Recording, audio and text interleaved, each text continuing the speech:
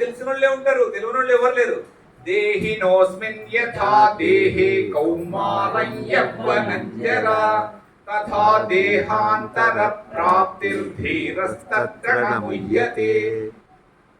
ఈ దేహమునందు జీవుడున్నాడు. మనం కూడా చిన్నగా ఆలోచిద్దాం.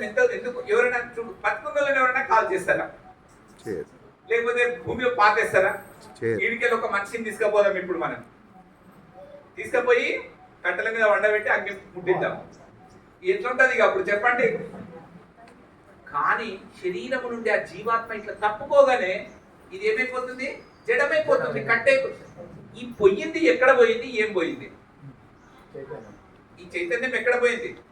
అట్లా మనకు మంచి బాల్యము, మంచి యవ్వనము, మంచి వార్ధక్యం వస్తున్నప్పుడు మనం చనిపోతామని ఎవ్వరు అనుకోరు. నిజంగా ఎప్పుడు చనిపోతామో కూడా తెలియదు మనకు. అట్లా శరీరము జీవుడు వేరవుతున్నాడు. ఈ ప్రపంచంలో అందరికంటే గొప్పవాడు ఎవరు? ఈ ప్రపంచంలో అందరికంటే గొప్పవాడు ఎవరు? జ్ఞాని. ప్రశ్న చెప్పమ్మా నాన్న. అందరికంటే గొప్పవాడు ఎవడు? ట్రంపా? యోగి. యోగి. యోగి. Very good. చాలా. నువ్వు భగవద్గీత చదువుతావా? నిజంగా చెప్పింది అందరికంటే ప్రపంచంలో ప్రపంచం గురించి మాట్లాడుతుంది భగవద్గీత. అందరికంటే గొప్పవాడు ఎవడు? యోగి. అదే యోగము చేతనే. యోగి అంటే యోగము చేసిన వాడు, తనను తాను తెలుసుకున్నవాడు, పూర్ణ జ్ఞానాన్ని పొందినవాడు యోగి, యోగీశ్వరుడు. ఆయననే కృష్ణుడు యోగం చేసిండు. ఒక గురువు దగ్గరికి పోయిండు కదా ఆయన కూడా. పోయిండా లేదా? పోయిండు. ఏం పేరు ఆయన పేరు? సాందీపన్. సాందీప మహర్షి దగ్గరికి పోయి విద్య నేర్చుకొని కృష్ణుడు మనకు ఒక పుస్తకాన్ని ఇచ్చాడు. ఆయన ఏం చేసి ఇచ్చిండు? యోగం చేసిండు, పూర్ణానుభవాన్ని తెచ్చుకున్నాడు. ఆ అనుభవాన్ని పుస్తకంలో పెట్టిండు. మరి మనకు అది అర్థం కావాలంటే 1,00,000 సార్లు చదివిన భగవద్గీత అర్థమో కాదు. ఎన్నిసార్లు? 1,00,000 సార్లు. అసలు బతుకుతున్నాం ఎన్ని రోజులు మనం?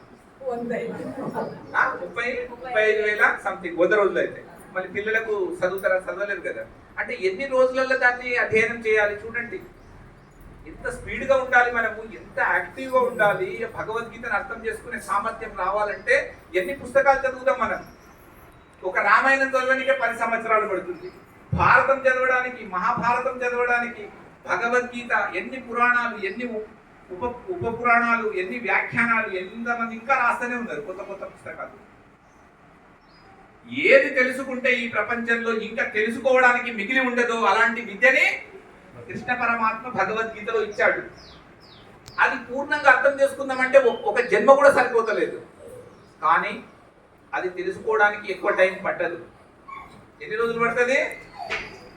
ఒక 15 రోజులు, 10 రోజులు మినిమం భగవద్గీత పూర్ణంగా అర్థం చేసుకొని తర్వాత సాధన చేసుకొని తనను తాను గుర్తించడానికి ఒక 12 నుండి 14 సంవత్సరాలు పడుతుంది. ఎందుకు? రాముడు, కృష్ణుడు, వివేకానందుడు, రామకృష్ణ ఎవరినైనా తీసుకొని గురువుల్ని, వాళ్ళు ధ్యానం చేసిర్రు, యోగం చేసిర్రు. వాళ్ళందరూ కూడా గృహస్థులుగా ఉన్నారు. మరి మనం ఎందుకు విచలితులం అవుతున్నాము? ఎందుకు తెలుసుకోలేకపోతున్నాము? సాధన. మరి సాధన ఎవరు చేయాలమ్మా? ఎన్నుకోవాలి కదా. గురువు లేని విద్య. వేమన గారు దీనికి ఒక మంచి పద్యం రాస్తాడు.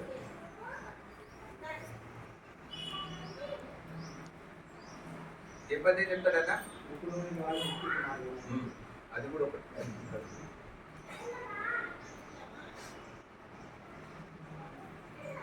చెప్పండి. ఒక శ్లోకం ఏదైనా ఇంకా పద్యం ఏమని చెప్తాడు?